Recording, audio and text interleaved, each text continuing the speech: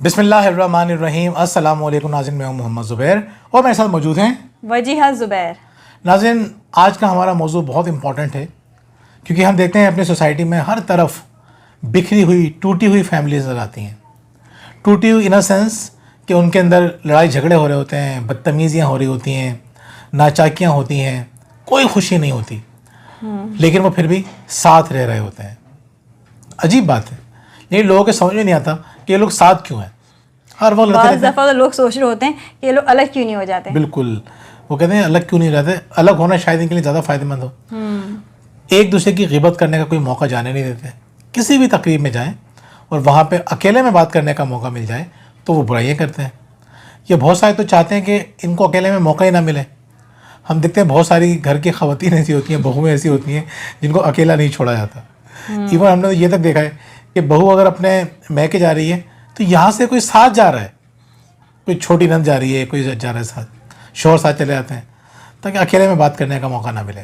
और जब मौका मिलता है तो सिर्फ गीबतें होती हैं और नेगेटिव बातें होती हैं। अंदाज़ा होता है दोनों तरफ से कि क्या रिलेशन चल रहा है हमारा, किस तरह का ताल्लुक है हमारा। अकेले छोड़ेंगे तो बुराई होगी। अब दिलचस्प बात यह है कि इन तमाम लड़ाई झगड़ों के बावजूद लोग अलग क्यों नहीं होते। सवाल ये है कि नापसंदीदगी और झगड़ों के बावजूद लोग अलग क्यों नहीं होते। ये हमारा आज का मौजू। नाज़रीन, बहुत दिलचस्प पॉइंट है। ज़रूरी नहीं है कि आठों पॉइंट किसी के अंदर हों इसी वजह से वो साथ हों। कोई एक वजह ऐसी हो सकती है जिसकी वजह से रिश्ते चल रहे हैं।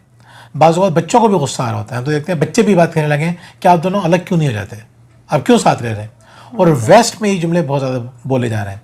जो हमारे पाकिस्तानी या इंडियन फैमिलीज़ हैं दूसरे ममालिक के अंदर जो देसी कहलाते हैं, ये जो देसी हैं उनके बच्चे कहते हैं कि भाई आप साथ क्यों रह रहे हैं, हर वक्त लड़ते ही तो रहते हैं, आप लोग अलग हो जाए। अजीब सूरत हाल है कि बच्चे ये माँ बाप को कह रहे हैं और माँ बाप अलग क्यों नहीं हो रहे हैं, यहाँ के या वहाँ के। इस पर हम बात करेंगे। तो पहला पॉइंट मुझे क्या है? पहली बात, पैसे की वजह से। यानी या तो पैसा बिल्कुल भी नहीं है, यानी बिल्कुल से मुराद ये पैसा इतना कम है कि बीवी भी सोचती है कि अगर मैं इसको छोड़ूंगी तो क्या होगा मेरा। शौहर भी सोच रहा होता है कि अगर मैं इसको छोड़ दूँ तो दोबारा शादी करना, दोबारा से चीज़ों को सेट करना, बच्चों का ध्यान रखना, बहुत सारे मामलात होते हैं। मैं किस तरह लेके चलूँगा, मैं तो अफोर्ड ही नहीं कर सकता। तो पैसा ना होने की वजह से। पैसा ना होना एक बहुत बड़ी वजह है। कहते हैं ना कि जब पैसा आता है तो औरत जो है वो पर्दे और कालीन बदलने का सोचती है, चेंज करने का सोचती है, दूसरे कालीन का सोचती है, और मर्द दूसरी औरत का सोचता है। बहुत तकलीफ़ की बात है, ये कोई अच्छी बात नहीं है, बहुत बुरी बात है। लेकिन क्या करें, बहुत सारे मर्दों की नफ्सियात होती है कि जैसे ही पैसा आता है और थोड़ी सी फरागत मिलती है तो वो इन उल्टी सीधी चीज़ों के बारे में सोचते हैं और वो ये नहीं सोचते कि हम किसके साथ ज़िंदगी गुजार रहे थे। तो खैर, अभी हमारा मौजू वो नहीं है। हमारा मौजू ये है कि वो कौन सी चीज़ है जो रिश्तों को जोड़ के रखती है। उसमें एक बहुत बड़ी चीज़ गुर्बत भी है। बिल्कुल, यानी पैसों की कमी रिश्तों को जोड़ने का सबब बन जाती है। अच्छा, जब भी हम देखते हैं जो इंडिपेंडेंट लड़कियां होती हैं, जो अपने खर्चात खुद पूरे कर सकती हैं, तो बाज़ दफ़ा उनके लिए स्टेप लेना आसान होता है। उन्हें पता होता है कि भाई मैं अपनी फैमिली को अकेले लेकर चल लूँगी। लेकिन यहाँ पे एक बात और भी अच्छी बात है कि अगर लड़की को रिस्पेक्ट और मोहब्बत मिल रही हो तो वो शौहर से दुगना ही ना कमा रही हो, वो उसको कभी छोड़ने का सोच भी नहीं सकती है। बिल्कुल, यानी अगर लड़की को रिस्पेक्ट मिल रही है, मोहब्बत मिल रही है, तो वो कभी भी नहीं सोचेगी किसी और के बारे में। हम असल में जो बात कर रहे हैं आज की वीडियो के बारे में जो हम बना रहे हैं, हम ये चाह रहे हैं कि आपको ये बताएं कि किस तरह आप अपने रिश्ते को मजबूत भी कर सकते हैं। हम सिर्फ ये नहीं बता रहे कि किस वजह से टूट रहे हैं, हम इसको जोड़ने और मजबूत करने के तरीके भी बता रहे हैं इस वीडियो के अंदर। तो मर्दों को ख़ासतौर पे यहाँ पे इस बात का रियलाइज़ करना चाहिए कि मोहब्बत और रिस्पेक्ट, ये दोनों चीज़ें आपके रिश्ते को मजबूत करेंगी। और ख़वातीन को भी सोचना चाहिए कि अगर पैसों की कमी है तो इस कमी के साथ वो सोल्यूशन निकालें। पहला सोल्यूशन ये कि इन पैसों में किस तरह सर्वाइव करना है। दूसरा सोल्यूशन ये कि मर्द को टेंशन दिए बगैर किस तरह अपनी इनकम में इजाफा किया जा सकता है। टेंशन दिए बगैर से मुराद ये नहीं है कि उसको उसके हाल में छोड़ दिया जाए। वो अगर मेहनत नहीं करता या कम मेहनत करता है तो उसको मोटिवेट ना करें। मोटिवेट इस अंदाज से करें कि मर्द वाकई में मोटिवेट हो, उसको गुस्सा ना आए, वो अपसेट ना हो। या औरत खुद भी ये सोचे कि मैं किस तरह इनकम में इजाफे का सबब बन सकती हूँ। बहुत सारे तरीके हैं। पैसा रिश्तों को तोड़ता है, पैसा रिश्तों को जोड़ता है। तो आप ये देखिए कि पैसों की कमी भी रिश्तों को तोड़ती है, पैसों की ज़्यादती भी रिश्तों को तोड़ती है। आपको ये बात समझनी है कि पैसे को इस तरह इस्तेमाल करें कि रिश्ते आपके मज़ीद मजबूत हो जाए। क्योंकि देखिए पैसे की कमी की वजह से हम एक दूसरे से अलग तो नहीं हो रहे होते हैं, लेकिन बाज़ दफ़ा सिर्फ इस एक वजह से हमारे इख्तलाफात बहुत बढ़ रहे होते हैं। बिल्कुल। तो दूसरे पॉइंट में दूसरे पॉइंट पर हम आएंगे। दूसरी वजह होती है सोसाइटी का प्रेशर। देखिए, सोसाइटी का प्रेशर होना एक तरह से अच्छी बात भी है। अगर सोसाइटी का प्रेशर ना हो तो शायद हम कितने सारे गलत काम करना शुरू कर दें, हमें खौफ ही ना हो। लेकिन ये सोसाइटी का प्रेशर नेगेटिव कब बनता है? जब हम दिखावे की तरफ चले जाते हैं, जब हम अपना सोचने के लिए, जहाँ हमें लगता है कि नहीं यहाँ पे हमें किसी स्टेप लेने की ज़रूरत है, लेकिन हम ये सोचते हैं कि लोग क्या कहेंगे। यानी हमें पता है कि हमारा फ़ायदा किस चीज़ में, लेकिन हम वो काम नहीं करते हैं लोगों की वजह से। बाज़ दफ़ा अच्छा, सिर्फ हम यहाँ पे इसकी बात नहीं कर रहे अलग होने की, वैसे भी हम देखें सोसाइटी को, बाज़ दफ़ा शौहर बीवी का ख्याल रखना चाह रहा होता है, बीवी शौहर का ख्याल रखना चाह रही होती है, लेकिन वो बहुत दफ़ा ये होता है कि लोग क्या कहेंगे, तो वो लोगों की वजह से ये काम नहीं कर पाते हैं। ये सवाब का काम है। अगर मिसाल के तौर पर शौहर अपनी बीवी के मुंह में निवाला डाल दे, ये सवाब का काम है, नेकी का काम है, लेकिन करके दिखाएं आप। हमारी सोसाइटी के बेशतर घरों के अंदर घरों को ख़राब करने में आसपास के लोगों का बहुत बड़ा हाथ होता है। वो इन पॉजिटिव चीज़ों को प्रमोट नहीं करते। तो लोगों का प्रेशर लेने की ज़रूरत नहीं है, उतना ही लें जितना होना चाहिए। यानी बैलेंस होना चाहिए। सोसाइटी का प्रेशर बड़ा काम कर जाता है। बहुत सारी जगहों पे रिश्ते नहीं टूटते, बड़े आगे बिठा के समझा देते हैं, बात हो जाती है। इंसान को किसी की परवाह ना हो तो चीज़ें बहुत ज़्यादा ख़राब हो जाएं। लेकिन जब इंसान परवाह करे बिल्कुल बैलेंस के अंदर कि भाई देखें, मुझे कानून और मज़हब ये बात कहता है, तो मैं कोई गैर ज़रूरी बात तो नहीं कर रहा, मेरे डिमांड कोई बहुत बड़ी तो नहीं है, मैं तो जायज़ बात का मुतालबा कर रही हूँ या कर रहा हूँ। तो सिंपल सी बात है, आपको अपने राइट्स की बात करनी चाहिए। लेकिन ये ना हो कि आप जो है पिटी पार्टी करें, रोना गाना करें, आप जो है ये समझें कि मेरे साथ बड़ी ज़्यादती हो रही है, मजलूम बन जाए, ये सब कुछ ना करें। लोगों की परवाह करनी चाहिए, लेकिन उसमें भी बैलेंस होना चाहिए, म्याना रवि होना चाहिए। बहुत ज़्यादा भी नुकसान कर देगा, ना करना भी नुकसान कर देगा। बिल्कुल। और फिर से सोसाइटी के प्रेशर के बाद जो ख़ास तौर पर ख़वातीन पर सबसे बड़ा प्रेशर होता है वो होता है बच्चों का। बच्चों की वजह से ख़वातीन अलग नहीं हो रही होती हैं। अच्छा, ख़वातीन कहीं की भी हों, हम पाकिस्तान की बात नहीं कर रहे, दुनिया भर की ख़वातीन, यानी बच्चों की जो जिम्मेदारी है वो माँ ही उठाती है। आप पूरी दुनिया में देख लीजिए, बच्चा हुआ, शौहर ने बाप ने छोड़ा माँ को, भागो यहाँ से, और उसके बाद बाप ने कहा मुझे कोई परवाह नहीं है बच्चे की, चाहे उसको जान से मार दो, चाहे कुछ कर दो, मेरा कोई लेना देना नहीं है। लेकिन माँ ये बात नहीं कहती। माँ कहती नहीं, मैं तो उसको पालूंगी, मैं तो ख्याल रखूंगी। ये मैं पूरी दुनिया की बात कर रहा हूँ, ये माँ की मेंटालिटी की बात कर रहा हूँ। मैं किसी पाकिस्तानी, मुस्लिम, हिंदू इसकी बात नहीं कर रहा, मैं ओवरऑल माँ की बात कर रहा हूँ। तो माँ का दिल ऐसा ही है। तो माँ क्या करती है, वो बच्चों को ज़्यादा सोचती है, बहुत सारे मौक़ों पे अपने से ज़्यादा बच्चे का सोचती है। तो अब क्या होता है, अब ये जो बच्चों के बारे में सोचना है, ये रिश्तों को मजबूत कर देता है। बहुत सारे बाप भी सोचते हैं, ऐसा नहीं है बाप, हमने कहा ख़ास तौर पे माँ ज़्यादा सोचती है, लेकिन बहुत सारी जगह पर हम देखते हैं कि बाप भी बहुत ज़्यादा सोच रहे होते हैं औलाद का। और इन माँ और बाप का औलाद के बारे में इस तरह सोचना उनके रिश्ते के ना टूटने का सबब बन जाता है। यानी वो तलाक पे नहीं जाते, वो रिश्ते को ख़त्म नहीं करते। तो बिल्कुल, इसी बात को मैं आगे बढ़ाऊंगी। मुझे लग रहा है कि आज ये सोच के बैठे हैं कि आज मुझे ज़्यादा बोलना है माशाल्लाह से। हालांकि तबीयत ठीक नहीं है, लेकिन नॉन स्टॉप बोल रहे हैं। खैर, जज्बाती इस टॉपिक ने जज्बाती कर दिया। बिल्कुल ऐसा ही लग रहा है। लेकिन देखिए, हम बात कर रहे हैं कि माएँ जो हैं वो बच्चों की वजह से कंप्रोमाइज़ कर रही होती हैं, लेकिन बाज़ दफ़ा हम देखते हैं कि माएँ बच्चों की वजह से ही स्टेप भी लेती हैं। जैसे मैं एक खातून को जानती हूँ, बहुत पढ़ी लिखी हैं, बहुत अच्छी हैं, जॉब कर रही थी जब उनकी शादी हुई, इंजीनियर हैं वो। शादी के बाद मसले मसाइल हुए, उन्होंने कहा नहीं कोई बात नहीं, औलाद होगी तो प्रॉब्लम सॉल्व हो जाएंगे। बच्चे के बाद भी ये प्रॉब्लम सॉल्व नहीं हुआ, माँ बाप ने कहा भाई तुम आ जाओ वापस, तुम्हारे प्रॉब्लम हल नहीं हो रहे हैं। लड़की ने कहा नहीं, मेरे बच्चे का क्या होगा, इसको तो माँ और बाप दोनों की मोहब्बत चाहिए। वो बच्चे की वजह से रुकी हुई थी, लेकिन जब उसने देखा कि बाप का रवैया बच्चे के साथ ख़राब है, यानी शौहर तो वो था ही नहीं अच्छा, लेकिन वो बाप भी अच्छा नहीं है, तो बाकायदा वो घर से भाग गई और माँ बाप के पास आ गई। उसने कहा अब तक बर्दाश्त करी थी, बच्चे की वजह से बर्दाश्त कर रही थी, अब जब बच्चे के लिए भी अच्छा नहीं है वो, तो अब मैं क्यों बर्दाश्त करूँ उसको। बिल्कुल ऐसे ही है। तो देखें, अभी इसका मतलब ये है कि बच्चों की वजह से रिश्ते जुड़ते भी हैं, लेकिन बाज़ औक़ात कोई एक इतनी गलती कर देता है, इतना ज़्यादा ज़िज कर देता है, इरिटेट कर देता है। लेकिन छोटी मोटी बातें हर घर में होती हैं, हमें इसको बर्दाश्त करना चाहिए, नज़रअंदाज करना चाहिए।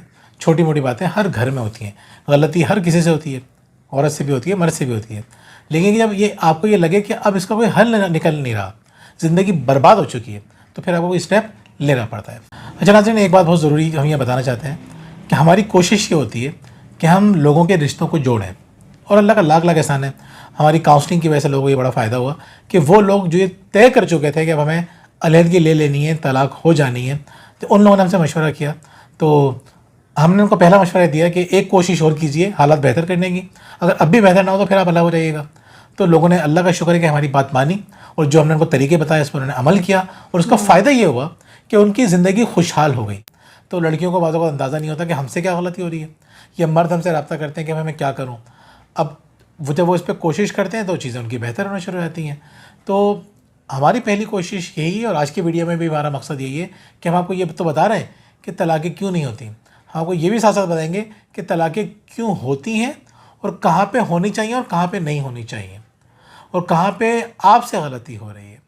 तो ये सारी चीज़ें मिलके बुनियादी तौर पे आपकी ज़िंदगी को बेहतर करने की कोशिश करेंगी, आपके ख़ानदान को मजबूत करने की कोशिश करेंगी इंशाल्लाह। जी, नेक्स्ट पॉइंट है मज़हब। मज़हब की वजह से लोग एक दूसरे से जुड़े रहते हैं, अलग नहीं होते हैं। तलाक़ें नहीं होती, तलाक़ें नहीं होती हैं क्योंकि हम ये समझते हैं कि मज़हब में तलाक़ को बहुत बुरा समझा गया है।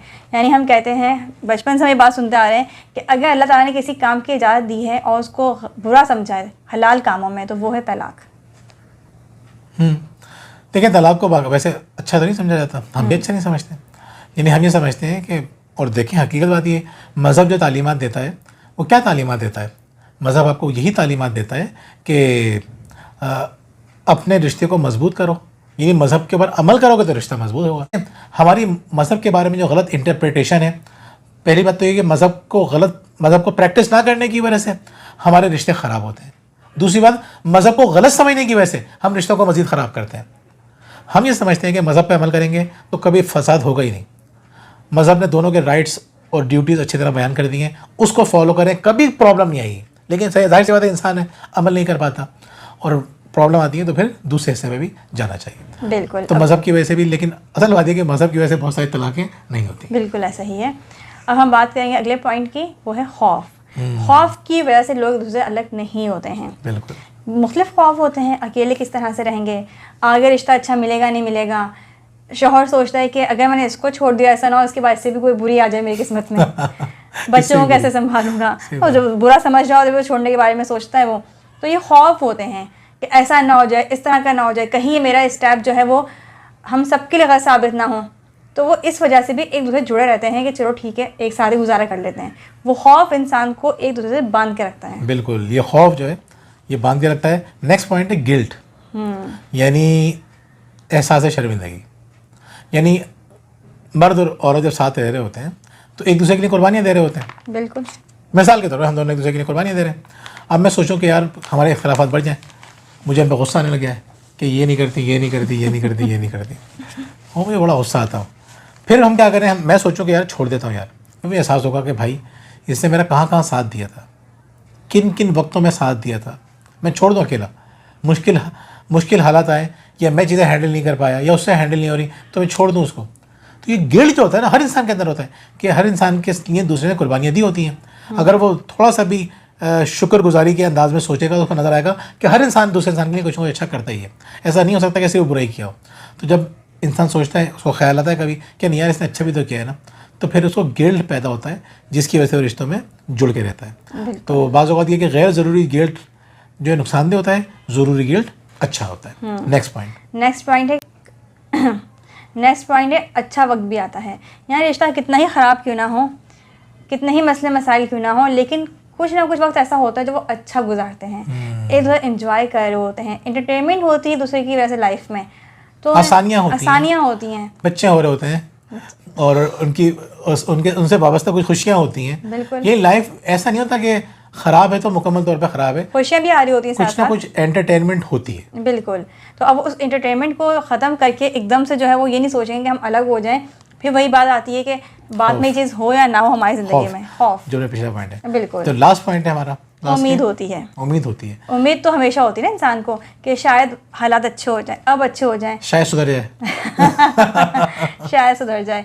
लेकिन बदकिस्मती से हम सामने वाले को सुधारने के लिए इतने नेगेटिव तरीके इख्तियार कर रहे होते हैं कि हमारे हालात ठीक होने के बजाय मज़ीद ख़राब हो रहे होते हैं। यानी हम गुस्सा कर रहे होते हैं, बदतमीजी कर रहे होते हैं, लड़ झगड़ रहे होते हैं, नसीहतें कर रहे होते हैं, कंपेयर कर रहे होते हैं। बिल्कुल, बाज़ मर्द कहते हैं कि हम तो इतने आराम से समझाते हैं फिर भी नहीं समझती है। भाई जब दिन रात हर वक्त नसीहतें ही करते रहेंगे क्या समझेगी। या हम औरतों को देखते हैं कि वो किसी मामले को लेके पीछे पड़ जाती हैं, नसीहतें करती रहती हैं, वो कहती हैं बहुत आराम से बात कर रहे थे हम, लेकिन ये हाइपर हो गए। हाँ। तो अब ऐसी सूरत हाल में रिश्ते बेहतर नहीं होते हैं। अगर आप चाहती हैं कि उम्मीद पे दुनिया कायम है, इस चीज़ को आगे लेके चलना चाहती हैं, तो बहुत तरीके से इस चीज़ को आगे लेके चलना है। बिल्कुल। तो नाज़रीन, पहली ख्वाहिश हमारी ये है और कोशिश ये है कि रिश्तों को खूबसूरत बना दें, मोहब्बत से भर दें, एक्साइटमेंट आ जाए रिश्तों में, आप रिश्तों को इंजॉय करें।